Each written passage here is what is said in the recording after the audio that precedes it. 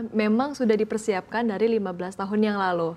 Yang bikin penasaran adalah Pak, bagaimana Bapak bisa punya visi yang sebegitu panjangnya dari 15 tahun yang lalu melihat, oke kita harus siapkan hal-hal seperti ini. Karena biasanya Pak, yang saya dengar itu 5 tahun ke depan, 5 tahun ke depan begitu.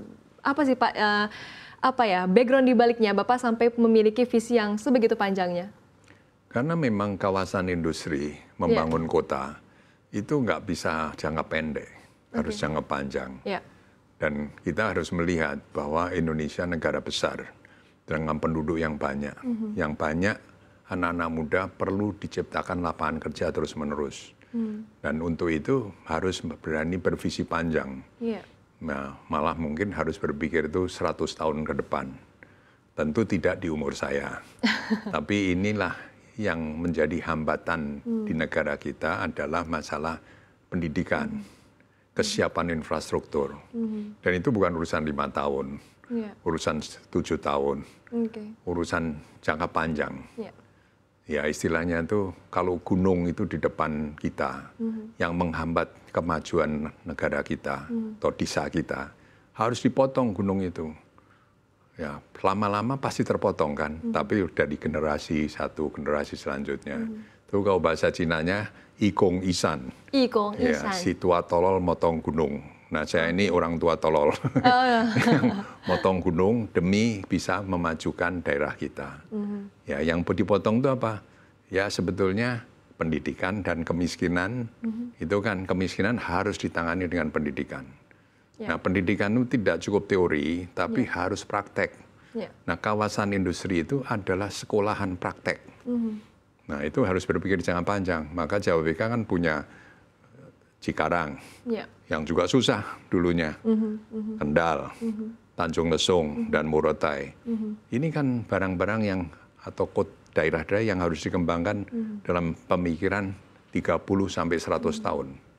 Bukan dalam jangka pendek. Bukan dalam jangka pendek. Nah, repotnya kita pinjam uang dari bank, itu dikasih waktu pendek, 5 sampai 10 tahun. Nah, berarti kan harus jangka panjang ini harus mengumpulkan dukungan dari konsorsium, dari pemerintah, maka JWK itu public company, yang uangnya dari publik, ya kan? Dan juga dari pelanggan yang percaya.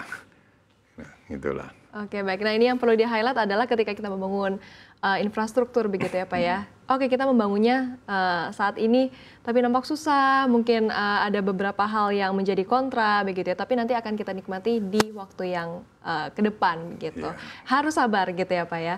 Nah, ini yang menarik juga nih Pak Darmono, mungkin bisa diceritain kepada kami Pak, transformasi dari bisnis Gija ini seperti apa sih Pak? Jadi JBK ini kan membangun kota yang dimulai dengan kawasan industri yang menciptakan lapangan kerja. Lapangan kerja ini multiplier efeknya luar biasa. Banyak. Ya, dengan timbulnya lapangan kerja, maka kebutuhan akan perumahan tumbuh.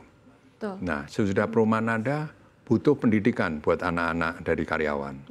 Nah, sesudah itu butuh lagi hiburan. Ya. Nah, sesudah itu timbullah dari pabrik-pabrik itu kebutuhan untuk perdagangan. Transformasi dari industri ke perdagangan. Terus ke pendidikan, kesehatan. Ya. Nah, kemudian maju lagi ke depan, mungkin kembali ke manufaktur lagi. Karena dengan adanya kebutuhan pembangunan perumahan, infrastruktur macam-macam, dibutuhkan industri baru. Jadi transform dari industri yang labor intensif menuju ke teknologi intensif. Dari yang tadinya itu low capital menjadi capital intensif. Nah, itu transformasi. Akhirnya menjadi kota yang menjadi kota metropolitan. Cikarang itu sekarang dengan kawasan industri yang ada di sana ada 7. Itu sudah kurang lebih luasnya 200 km persegi. Yang menciptakan 3 juta lapangan kerja dari investasi dari 39 negara. Saya kira PDB-nya itu mungkin antara 100 miliar dolar per tahun. Jadi ini sebetulnya sudah menjadi zona internasional yang sangat diharapkan oleh Pak Presiden kan, bisa ditiru di seluruh Indonesia dengan kawasan ekonomi khususnya. Nah, itulah mestinya itu khususnya ini harus betul-betul tiap daerah berbeda-beda. Tidak boleh semua sama. Kalau semuanya tetap di Pulau Jawa, Pulau Jawa tanahnya udah mahal. Betul. Tenaga kerjanya udah mahal. Kita harus berani keluar daerah. Betul. Nah, infrastruktur mahal, biarlah investor asing yang membangun infrastruktur, yang tentunya mereka ingin satu insentif atau regulasi yang memastikan kapitalnya bisa kembali. Yeah. Nah, itu tinggal runding kan.